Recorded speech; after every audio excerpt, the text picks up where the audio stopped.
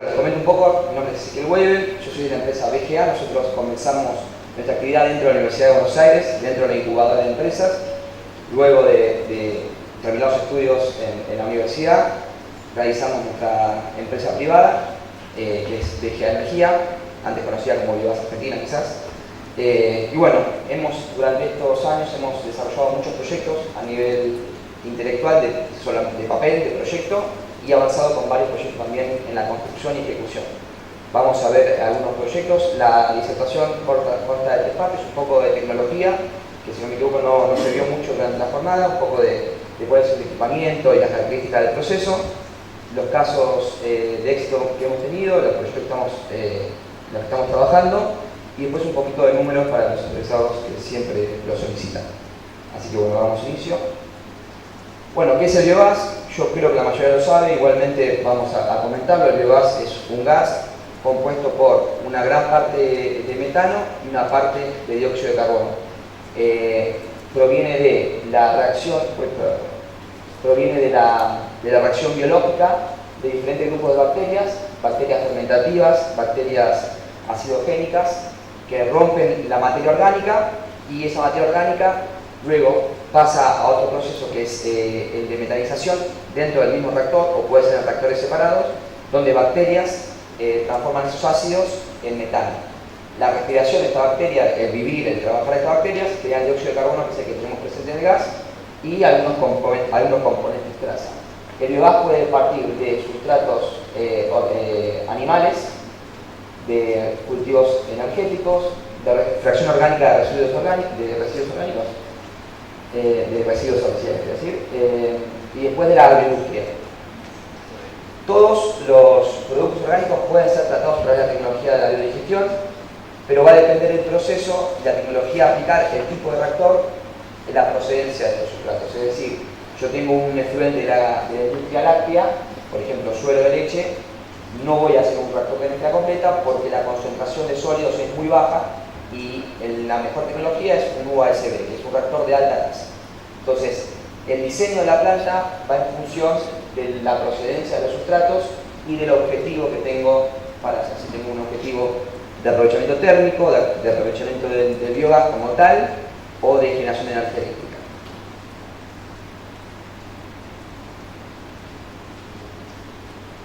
Voy a acercar un poquito porque no tiene una señal. Bueno, lo que yo les decía, la concentración del biogás, que es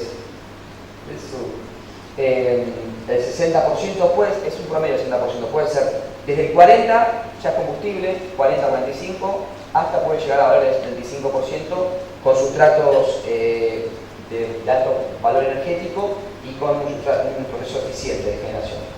Y después, lo azul es el dióxido de carbono, que varía en relación a la cantidad de metano, y después elementos traza.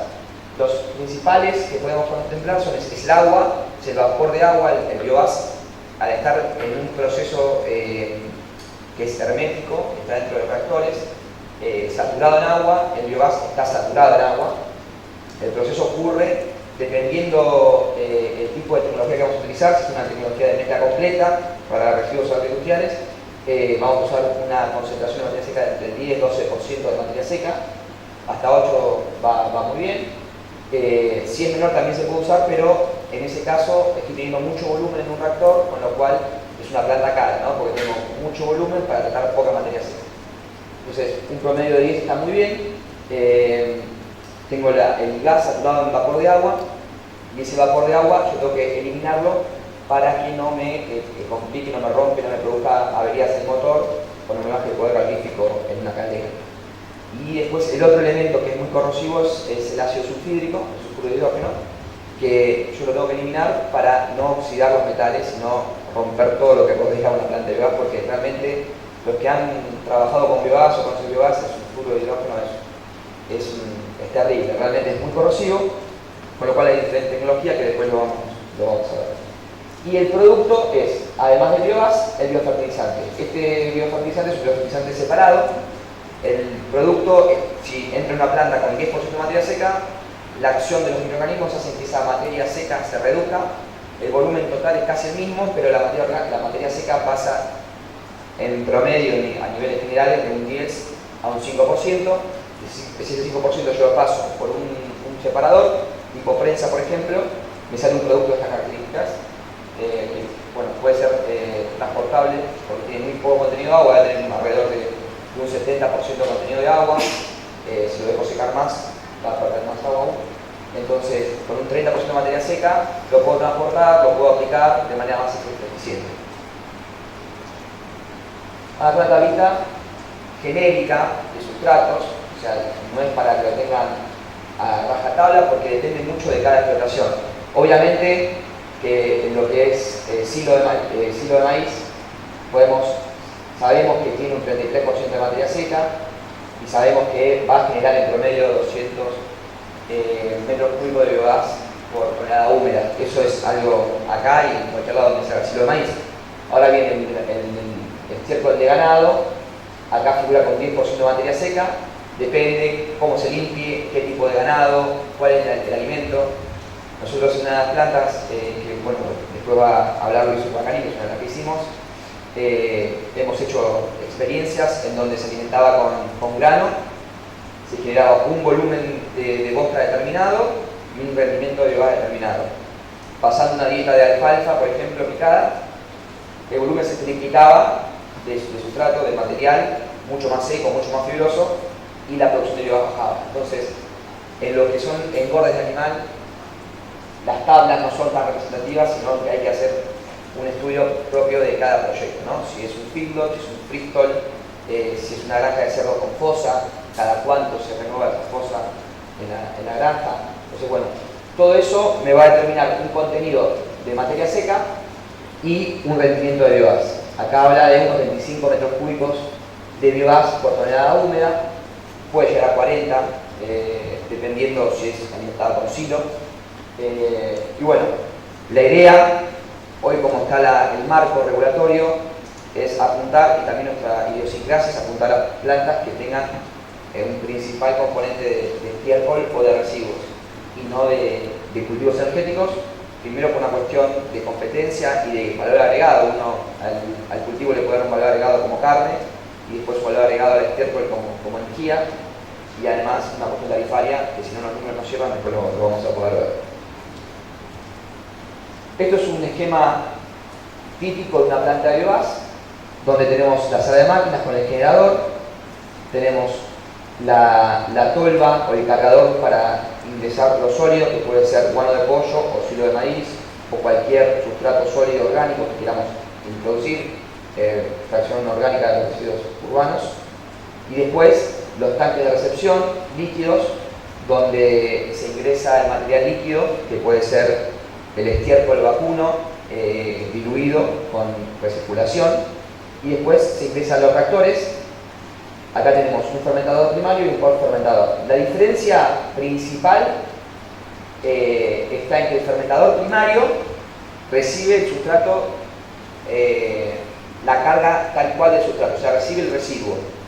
Y los post-digestores o post-fermentadores reciben el material que viene del digestor primario. Es una cuestión de logística y de movimiento del material que define cómo se llama cada reactor. Después ambos tienen agitación, homogenización. Generalmente el fermentador principal tiene mejor homogenización porque, bueno, tenemos un proceso más eficiente y ahí se genera el 80% del biogás, y también tiene mejor control de temperatura, tiene mejor termalización. Pero eso no hace la diferencia entre un reactor y un post-reactor, un post-digestor, sino lo hace la carga de sustratos. Y después del post-fermentador o post-digestor pasa a lo que es una pileta de almacenaje, donde yo puedo tener el líquido tal cual, o lo puedo tener separado, el líquido en la pileta y el sólido en una platea. El biogás se filtra y va hacia el cogenerador, el agua caliente va hacia los reactores, y bueno, tenemos accesorios como el quemador de biogás, etcétera, para ecualizar y manejar lo que es el gas. Acá en este caso, por ejemplo, tiene un secador que, además de la separación del sólido, plantea un secado térmico del biofertilizante. Bueno, fermentación húmeda en sistemas de mezcla completa, que es en lo que nosotros tenemos mayor experiencia. Estas son plantas típicas de fermentación de mezcla completa. La de arriba es una imagen de Ucrania. Cuando uno piensa que por ahí esta imagen es de países súper desarrollados, no. Ucrania no es un país súper desarrollado, tiene reactores de mezcla completa de primer nivel.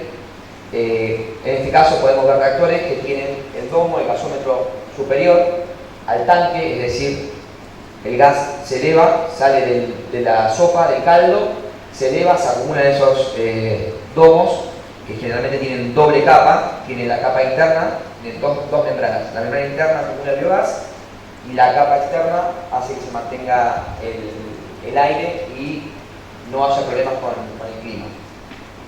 Y en este caso, abajo esto es China, es una planta de 3 megas que trabaja con guano de gallina, con gallinaza directamente y algo de cerdo, si no me equivoco. Los reactores no tienen cúpula, son de cúpula fija, no tienen gasómetro arriba, sino tienen un gasómetro externo, y la particularidad de estos gasómetros es que permite acumular el gas a mayor presión.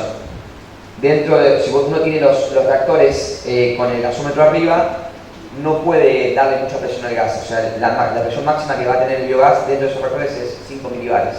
5 milibares se libera la válvula de alivio y se libera el gas a la antorcha.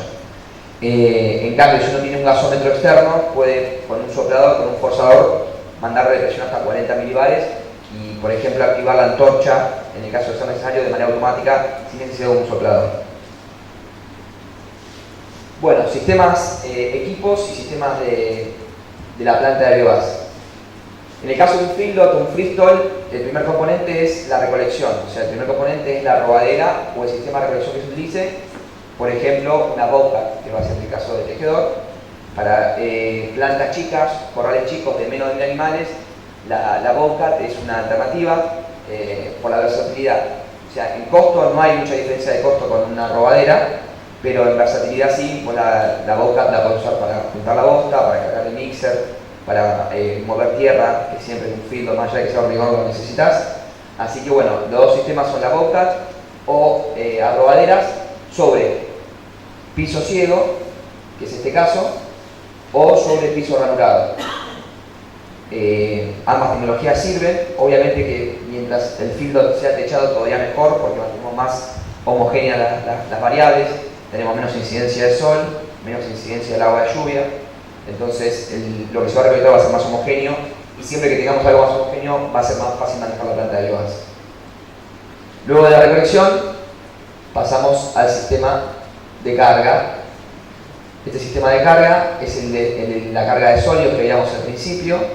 Acá se carga el guano de pollo o el silo de maíz y se carga directamente o por un chimango o por una bomba específica para eso. Bueno, y no puedo volver para atrás, pero estaba la cámara de líquidos con la bomba. Seguimos para adelante. Esta es una imagen interna del digestor. Ahí está el caldo, la sopa y un agitador sumergible, que es un tipo de agitador. Acá tenemos el tanque, el digestor. Esta tecnología es tanque de metal. Nosotros creemos que la mejor alternativa para los grandes tanques es usar metal por la rapidez y la facilidad. Y bueno, en este caso son agitadores externos. Este es un agitador y este es otro agitador. Y todo este sistema es el sistema de serpentina para termalizar. La serpentina puede ser externa, como en este caso, con caños tipo velosa radiante, o puede ser interna con caños de inoxidable o polietileno. Sistema de bombeo. Los sistemas de bombeo y mix. Esto es una maquinita para picar, para bajar la viscosidad y el tamaño de partícula del material que va a ingresar. Una bomba de tornillo típica de biogás. Siempre los reactores se cargan con este tipo de bomba. Y este es un sistema que posterior a la bomba hace una higienización. Este es un sistema que pasteuriza el material. Seguramente esto use líquidos cloacales, y por reglamentación en Alemania, para utilizar los líquidos cloacales hay que hacer una pasteurización y darle durante 1 hora aproximadamente unos 70-80 grados para matar, para bajar la carga microbiológica. Luego de que el material tiene un tiempo de residencia determinado en función del tipo de sustrato, que va a rondar entre los 40 y los 60-70 días, el material sale y pasa por un separador de sólidos que nos separa el líquido de la parte sólida, como mostrábamos al inicio, ¿no? Un material bastante tipo silo de maíz, con un 30% de materia seca, y un líquido que tiene alrededor de un 1% de materia seca. Ese líquido después se puede terminar de tratar y volcar a un cauce, pero lo mejor, porque todavía tiene carga orgánica, es hacer una aplicación mediante, por ejemplo, un pivote de riego o un cañón. Esas serían las alternativas más interesantes para valorizar el fertilizante. Y después, bueno, por ejemplo, un elemento de seguridad que es la antorcha para quemar el gas excedente en el caso de... Esto no tiene que andar en realidad. La idea es que funcione solamente cuando uno tenga que hacer un mantenimiento del motor. Acondicionamiento del biogás. Esta es la turbinita con la que le vamos a dar la presión para mandar el biogás al motor o a la antorcha. Con esta turbinita se genera un delta T de hasta 200 milibares, bueno, es suficiente para poder quemar el biogás en el motor perfectamente, pasar los filtros, etc. Este es un aireador tipo pecera, ese estilo de aireador, mete aire dentro del tractor hasta el 1% del volumen total del biogás y se utiliza para filtrar el ácido sulfúrico, el sulfuro de hidrógeno. Con metiendo pequeñas dosis de oxígeno, se activa el trabajo de bacterias facultativas que toman ese oxígeno y oxidan el sulfuro de hidrógeno, dejando azufre soluble, que queda en la sopa y que después se va a aplicar al campo. Esta es la mejor alternativa para filtrar el biogás, nosotros lo hacemos de esta manera, y después se puede complementar con un equipito de carbón activado, tanques de carbón activado, para terminar de purificar el gas en caso de que sea necesario. Siempre es bueno porque la carga de sustratos no es homogénea, el alimento no es homogéneo, uno a veces da grano, a veces da silo, a veces da forraje, tienen diferente nivel de azufre dependiendo de la proteína que tenga el alimento, y entonces con diferente nivel de azufre quizás se dan shocks de ácidos de sulfuro de hidrógeno que las bacterias facultativas no pueden asimilar, entonces es necesario tener un filtro de carbón activado para esos momentos y evitar un daño en todo el equipamiento. Bueno, y por último los módulos de cogeneración, que son CHPs, porque generan electricidad y calor.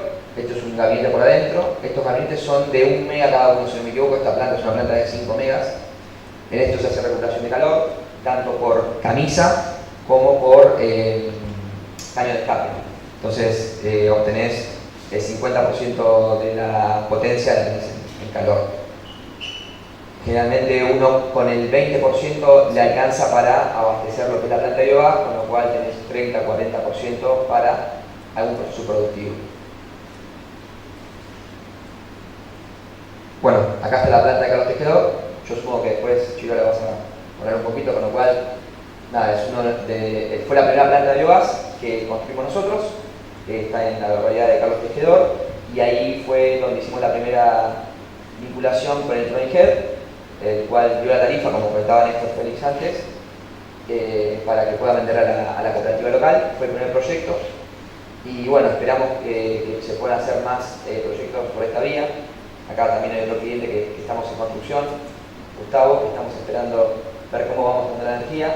También está Eugenio, estamos todos con lo mismo, viendo cuáles son las alternativas de venta.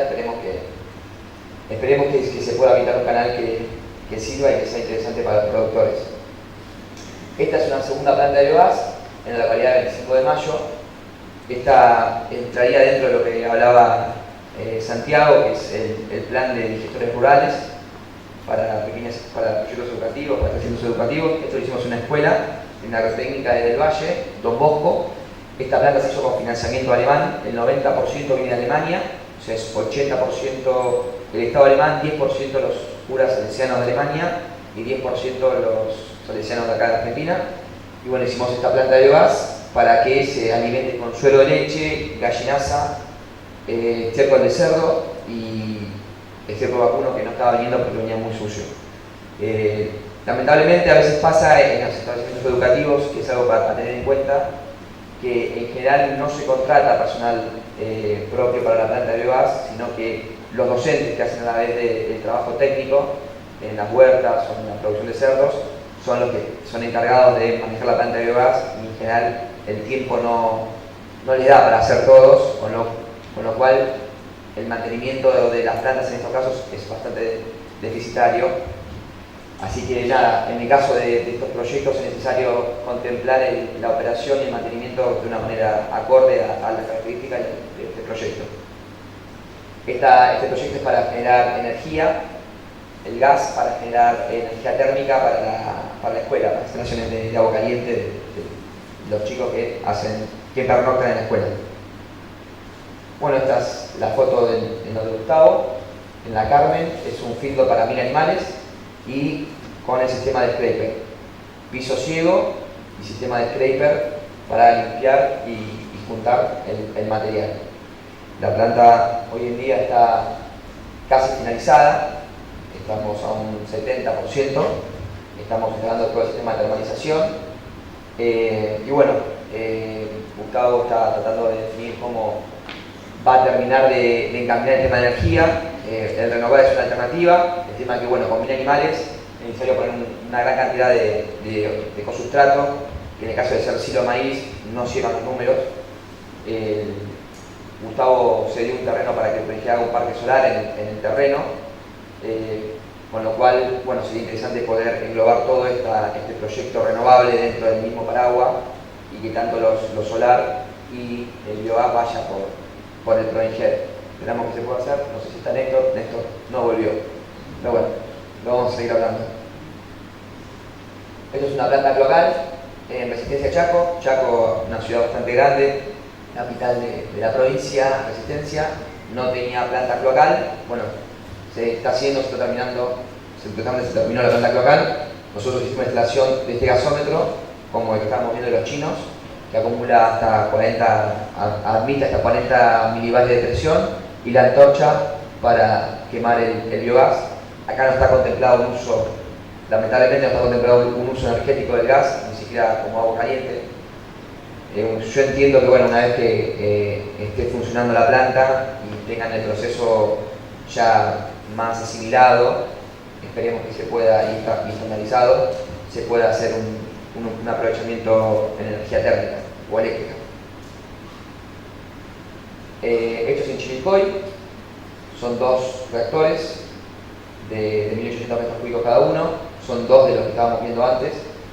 También el metal, creemos que el metal es la alternativa más interesante para construir plantas de biogás, y el feedlot con la estructura para hacer un techo de chapa, que en principio bueno, se va a utilizar media sombra y un pedazo de chapa, pero bueno, la idea es que en el mediano plazo se pueda poner chapa en toda la plataforma.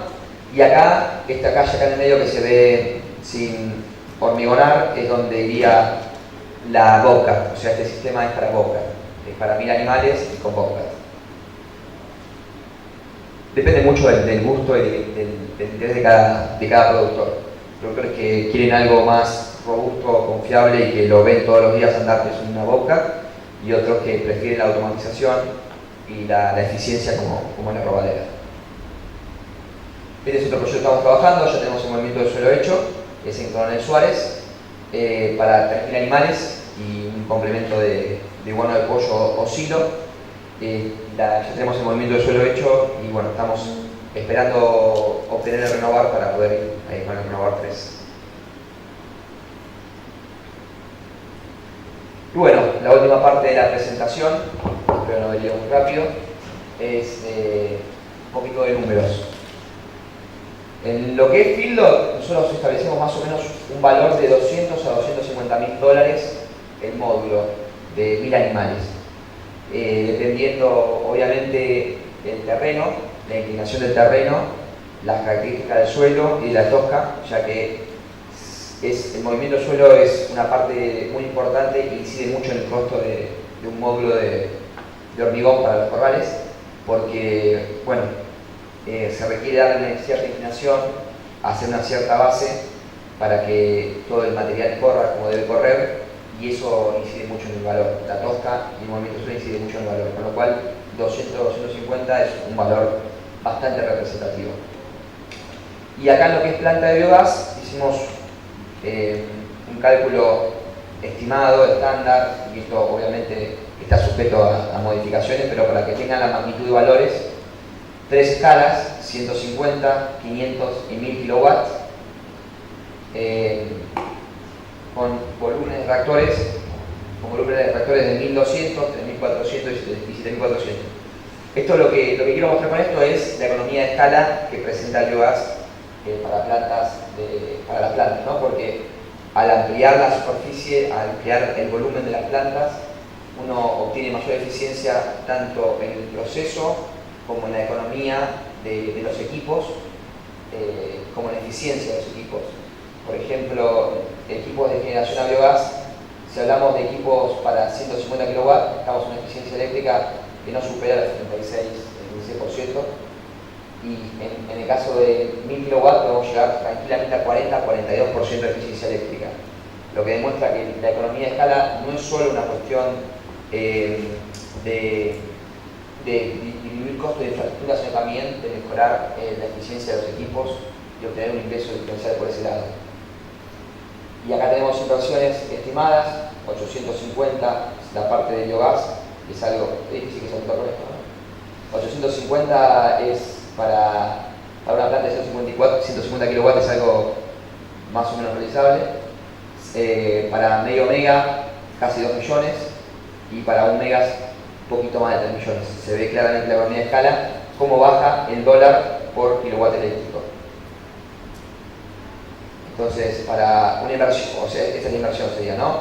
La inversión para una planta de 150 kW tenés $5.666 por kilowatt. Y en una planta de 1000 estamos hablando de $3.150. ¿Qué economía de escala? Y si hacemos un modelito de costo y beneficio de esto, rápido,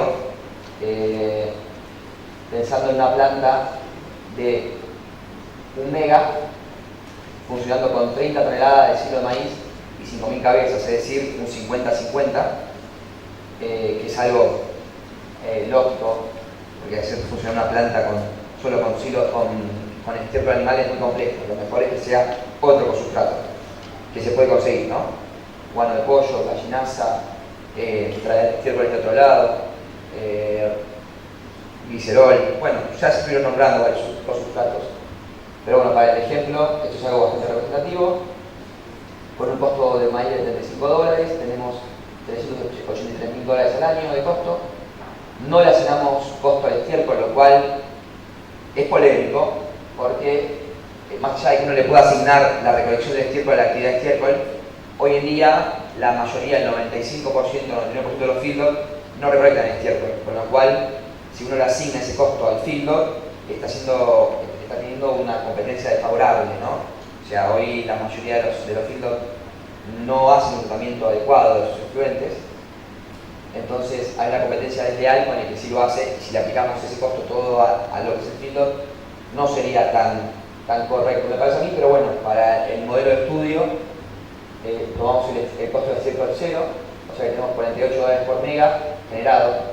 Cada mega de energía eléctrica que generamos tiene un costo de $48, operación y mantenimiento, tenemos un gasto de $50 por megawatt, gasto de estructura y otros $6,25 el megawatt de generación eléctrica, y amortizaciones 27,5. Tenemos un total de costo de $1 millón, es decir, pasado a los megawatt hora generados, $132 por megawatt. Los ingresos, una planta funciona aproximadamente 8.000 horas al año, es algo que es alcanzable, es muy bueno. El año tiene 8.360 horas, funcionar 8.000 horas es algo bueno y que se puede lograr con buena tecnología. Autoconsumo del 10%, generación neta 7.200 megawatts, que es algo bastante interesante. Con un costo de $200, que sería algo bueno para la tecnología, debería ser un poco mejor, pero bueno, $200, tenemos un ingreso de $1.444.000 al año, con una tarifa de 160, que es lo que habla del renovar como tarifa máxima, tenemos $1.150.000. Si volvemos para atrás, teníamos 1 millón y un poquito más de costos de operación, con lo cual esto nos demuestra que funcionando con silo de maíz es inviable hacer una planta de biogás con esta tarifa. Tenemos costos 1 millón al año, ingresos 1.440.000, el EBIT, que es el beneficio antes de los intereses, es de $387 al año, una rentabilidad del 12%. Y en este caso, si tomamos costos sin contar el silo de maíz, el número es interesante. Lo tomamos contemplando el silo de maíz, estamos hablando de una rentabilidad del 3%. Así que nada, es realmente inviable. Pero bueno, por eso hay que apuntar a tratar de utilizar la mayor parte de efluentes posible. Y usando solo efluentes, la rentabilidad estaría alrededor del 15%. Así que bueno, no mucho más. Les agradezco mucho la atención, haber venido y espero sus preguntas.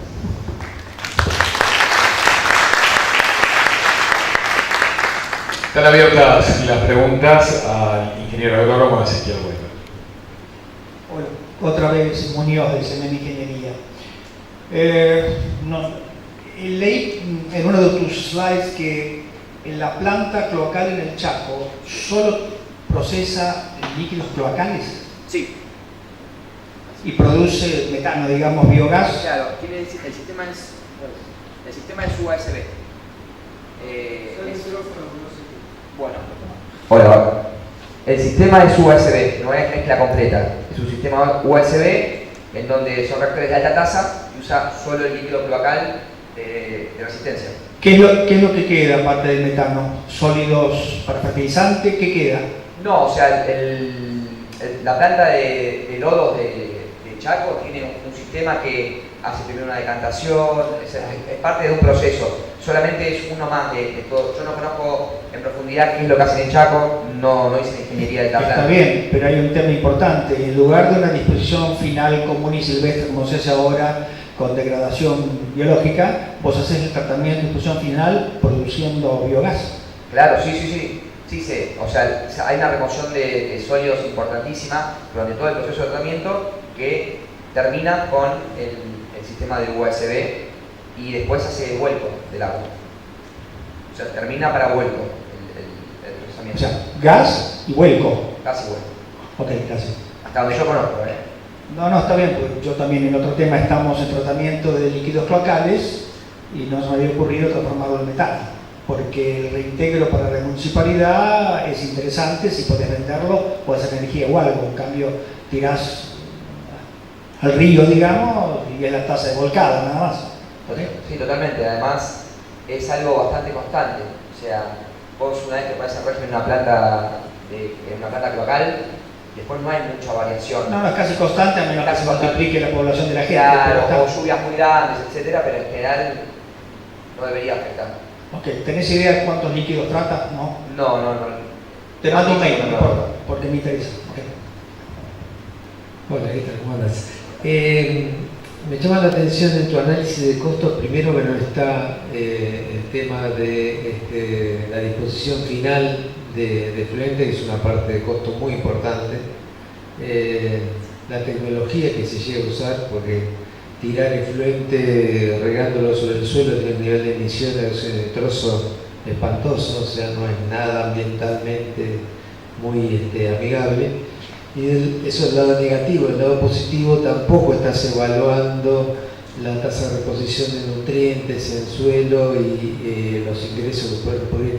Creo que concentrarnos en nada más la rentabilidad puramente energética es una cosa que cada vez va a ser más difícil, y cada vez va a ser más difícil vender este tipo de aprovechamientos, sino justamente se hace una visión integral de todos los beneficios que tiene, poniéndole números concretos, no diciendo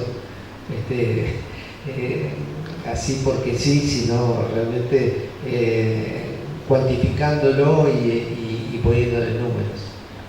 Sí, coincido con lo que decís. Bueno, el análisis es básico, es para que no llenarlo de números y además porque el beneficio por la fertilización que está porque el biofertilizante es muy rico en nutrientes. No hice una descripción de toda la caracterización del biofertilizante, pero bueno, es rico en nitrógeno, fósforo, potasio. No está contemplado el beneficio y tampoco el costo, entendiendo que salen empatados, tomándolo como que salen empatados.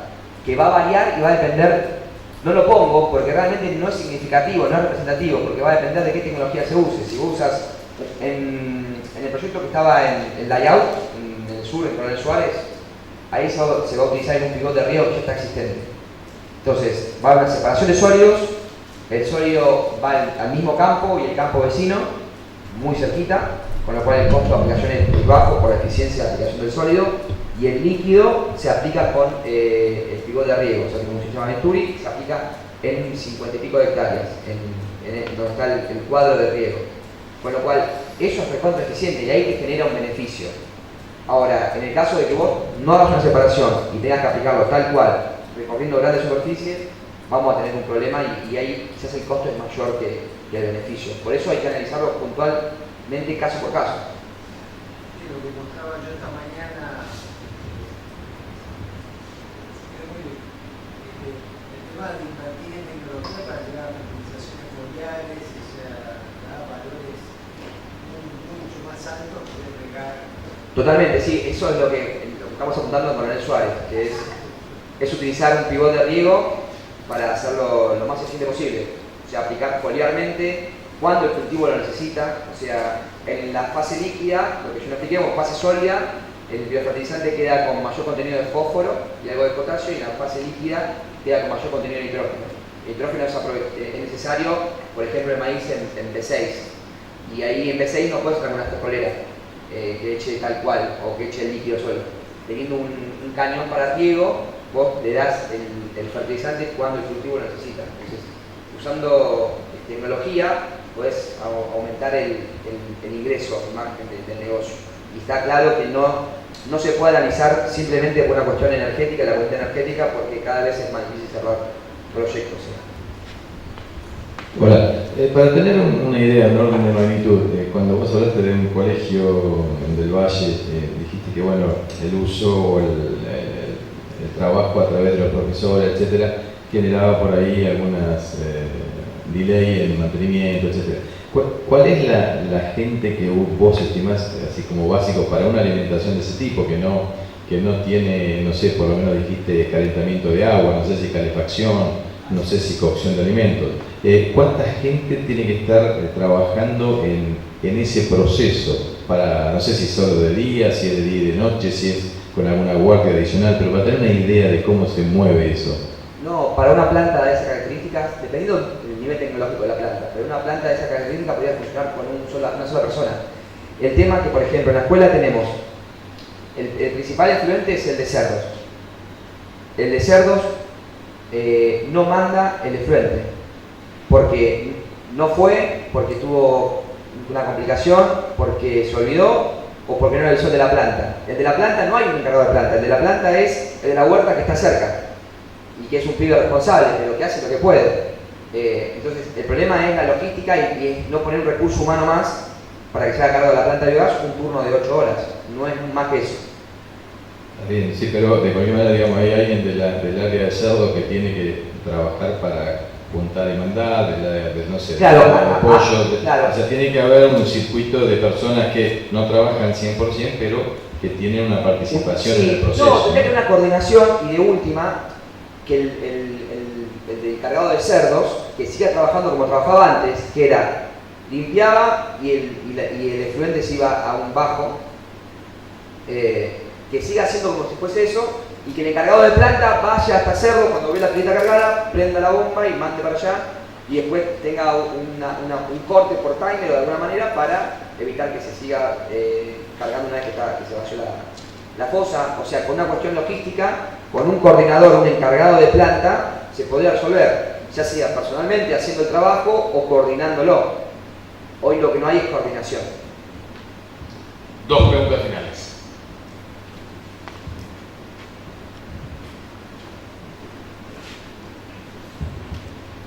Sí, mi nombre es Lara Francolino de Drogas.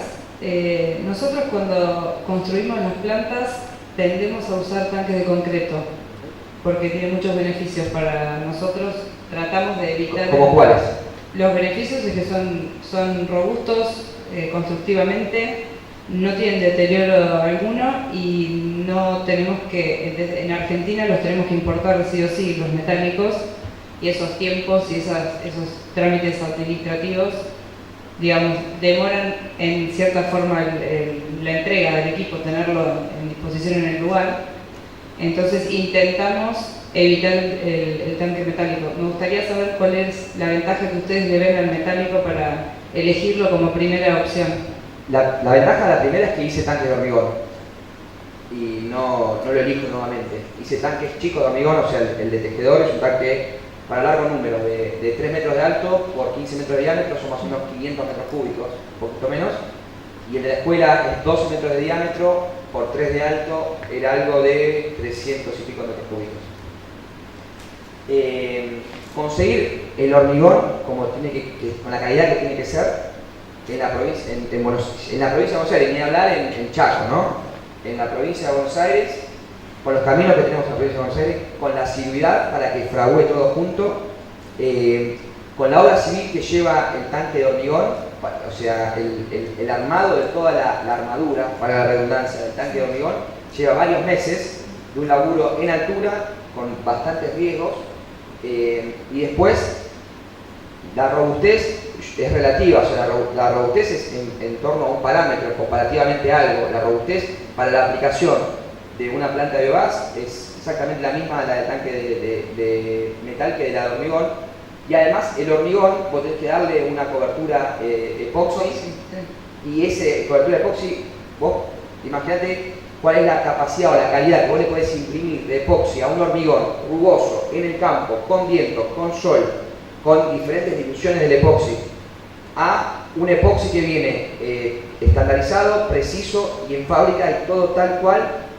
bajo un modelo productivo, donde se hace prueba de calidad chapa por chapa, y donde hay una chapa o una rotura, explota la chapa, o sea, explota la burbuja y se vuelve a hacer todo el proceso de vuelta. O sea, el nivel de calidad y de precisión de esa pintura epoxi, que es la que en última instancia le va a dar la vida útil al tanque, es sustancialmente diferente.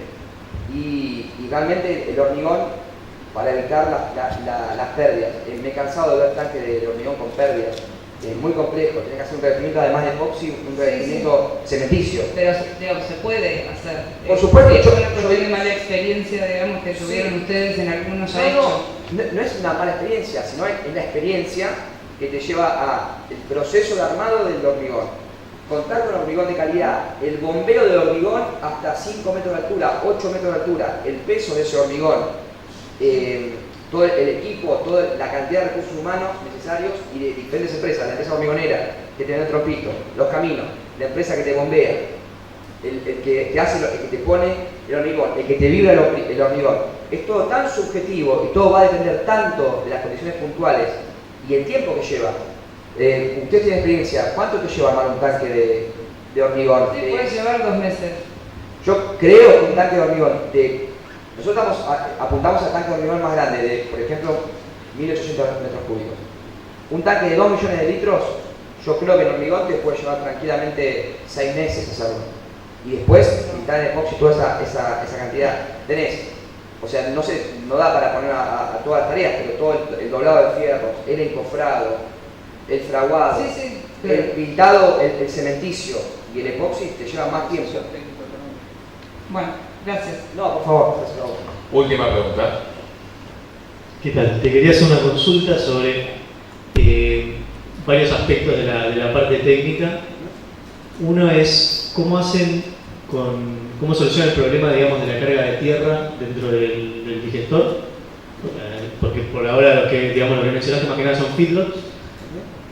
Otra de las preguntas, si usan el 100% del efluente para la generación de la energía o si solamente usan una fracción para este tipo de proyectos. Y la última es cómo garantizan a través de la biodigestión anaeróbica cumplir con las condiciones de vuelco, cargas de BO y de cubo. Bueno, con respecto a la primera, que era los lodos, la acumulación de tierra y arena, bueno, es inevitable que dentro del filtro, si es un filtro abierto, entre tierra, entre arena. O sea, lo que se hace es garantizar una buena homogenización. O sea, puntualmente es un aspirador bien cojudo que te remueva y que te mantenga todos los sólidos en suspensión. Y después priorizar salidas por abajo de la platea, ¿no? Entonces, teniendo eso, es lo más el recaudo de poder extraer luego que te van a entrar sí o sí. Y que si vos los extraes te van a reducir el tiempo de retención hidráulica, la eficiencia de generación, etc. La segunda era... La segunda que era la autorización, el tema del vuelco. ¿Cómo esa es la tercera. Es la tercera. Lo del vuelco, o sea, en realidad esto no es un vuelco a un cauce, no es un vuelco a un cauce, sino que no se toma en consideración de cubo que se aplicaría para evaluar un efluente que va al cauce a un río, un cuerpo de agua. Esto va a un campo. Entonces, lo que se hace es establecer un principio de dosis de aplicación en función a la composición química del efluente y que ronda los 20-30 metros cúbicos por hectárea. En estos casos siempre es aplicación a campo, también una aplicación a campo. Sí, siempre es aplicación a campo. No, y la otra era si usaban el 100% del sustrato, pero con esa contestaste, sí. Bueno, agradecemos mucho la disertación hecha por el ingeniero agrónomo Ezequiel Weber de BGA de la Ciudad de